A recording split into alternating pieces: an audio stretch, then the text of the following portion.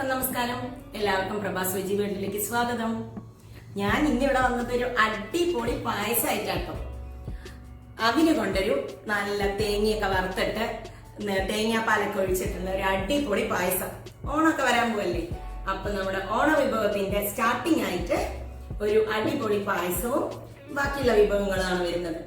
ഇനി കുറച്ച് ദിവസം ഓണത്തിന്റെ ഉള്ളില് നമ്മളൊരു നല്ലൊരു സദ്യക്കുള്ള എല്ലാ വിഭവങ്ങളും നമ്മൾ ഉണ്ടാക്കുന്നുണ്ട്. വള്ളുവനാടൻ സദ്യയാണ് ഞാൻ ഉണ്ടാക്കുന്നത്. എല്ലാരും കാണണേ. സദ്യ വിഭവങ്ങൾ മാത്രമല്ല, ബാക്കിയുള്ള വിഭവങ്ങളും അതിന്റെ ഇടയ്ക്കിടയ്ക്കുള്ള വീഡിയോസിൽ വരുന്നതാണ്. അപ്പൊ ആരും കാണാൻ മറക്കരുത്. നമുക്കിനി ഇന്നത്തെ അവിൽ പായസം എങ്ങനെയാണ് ഉണ്ടാക്കേണ്ടതെന്ന് നോക്കാം. നമുക്കപ്പോൾ അവിൽ പായസം ഉണ്ടാക്കാം. അതിനായിട്ട് ഞാനൊരു പാത്രം വെച്ചിട്ടുണ്ട്. പാത്രത്തിൽ 1 ടേബിൾ സ്പൂൺ നെയ്യാണ് ആദ്യം ഒഴിക്കുന്നത്. നെയ്യൊന്ന് ചൂടാവട്ടെ കേട്ടോ.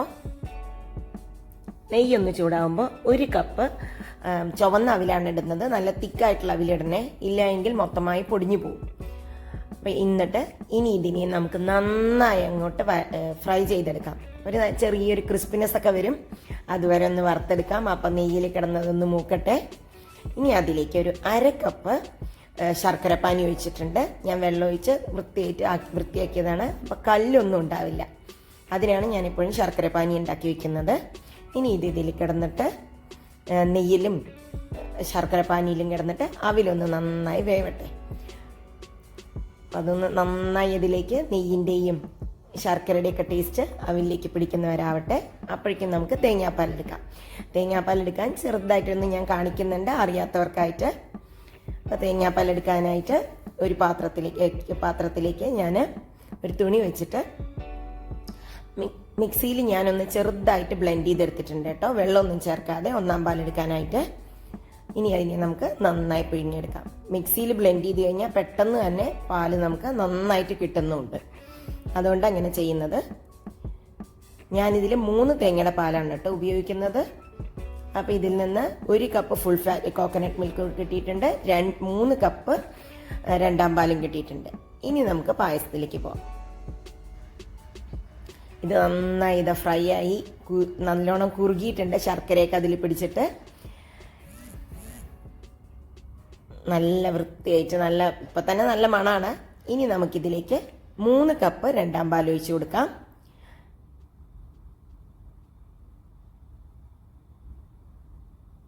മെല്ലെ മെല്ലെ ഒഴിച്ചു കൊടുത്തു കഴിഞ്ഞാൽ നമുക്ക് കട്ടയൊന്നും ഇല്ലാതെ തന്നെ മാറ്റിയെടുക്കാം. രണ്ടാം പാൽ എടുക്കാൻ എളുപ്പമാണ്. കുറച്ച് ചുടുവെള്ളം എടുക്കുക. ചുടുവെള്ളം എടുത്തിട്ട് ഈ ഒന്നാം പാലിട്ടതിലിട്ട് ഒന്ന് മിക്സിയിലിട്ടിട്ട് തേങ്ങ ഒന്ന് മിക്സിയിലിട്ട് ഒന്ന് അടിച്ചിട്ട് പിഴിഞ്ഞ് കഴിഞ്ഞാൽ നിങ്ങൾക്ക് പെട്ടെന്ന് തന്നെ രണ്ടാം പാലും കിട്ടും. ഇനി ഇതിലേക്ക് കിടന്നിട്ട് നന്നായി കുറുകിയാവട്ടെ. നന്നായി കുറുകുന്നുണ്ട്. ഒരു 10-15 മിനിറ്റ് ഇങ്ങനെ കിടന്ന് കുറുക്കട്ടെ. അപ്പം എനിക്ക് ടേസ്റ്റ് ചെയ്തപ്പോഴേ മധുരം കുറവാ തോന്നി. അപ്പം ഞാനൊരു 1/4 കപ്പും കൂടി ശർക്കര പാനി ഒഴിച്ച് കൊടുക്കുന്നുണ്ട്. മധുരം നിങ്ങൾക്ക് വേണമെങ്കിൽ കൂട്ടാട്ടോ. അപ്പം അതങ്ങനെ ശർക്കരയും തേങ്ങാപ്പാലും ഒക്കെ ആയിട്ട് നല്ലൊരു അടിപൊളി മണം ഇവിടെ മുഴുവനുണ്ട്. പിന്നെ ഇതൊന്ന് നന്നായി കുറുകിയിട്ടുണ്ട്. ഇതൊരു 10-15 മിനിറ്റ് ആകുമ്പോഴേക്കും ഇങ്ങനത്തെ കൺസിസ്റ്റൻസിയിലായിട്ടുണ്ട്.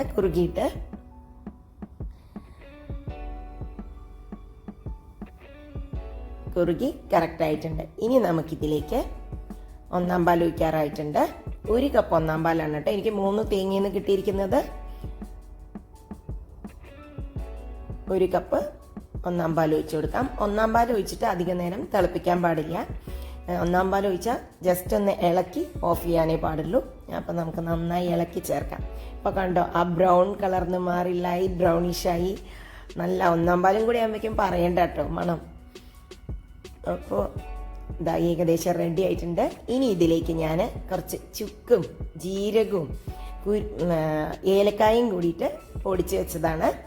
ഈ അവിൽ പായസത്തിലേക്ക് ഇത് നല്ലൊരു ഫ്ലേവർ കൊടുക്കും. നമുക്കതും കൂടി ഇതിൽ ആഡ് ചെയ്യാം. ആഡ് ചെയ്ത് കഴിഞ്ഞാൽ ഉടനെ തന്നെ ഇളക്കണേ, ഇല്ല എങ്കിൽ അത് അവിടെയും ഇവിടെയും കട്ടയായിട്ട് കിടക്കും. കട്ട കിടന്നു കഴിഞ്ഞാൽ ടേസ്റ്റ് വ്യത്യാസം ഉണ്ടാവും. ഇതിൻ്റെ കൺസിസ്റ്റൻസി ഇങ്ങനെയാണ്. കുറച്ച് വാട്ടറി ആയിട്ട്, ഒരുപാട് കട്ടിയും വേണ്ട, ഒരുപാട് തിക്കും വേണ്ട. ഇനി നമുക്ക് കുറച്ച് തേങ്ങ കൊത്തു വറുത്തിടാം. അതിനായിട്ട് ഞാനൊരു 1 ടേബിൾ സ്പൂൺ നെയ്യിട്ടിട്ടുണ്ട്. നെയ്യൊന്ന് ചൂടായിട്ട് ഞാൻ അതിലൊരു 4 ടേബിൾ സ്പൂൺ തേങ്ങാക്കൊത്തിട്ടിട്ടുണ്ട്. നന്നായി ഫ്രൈ ചെയ്തെടുക്കാം.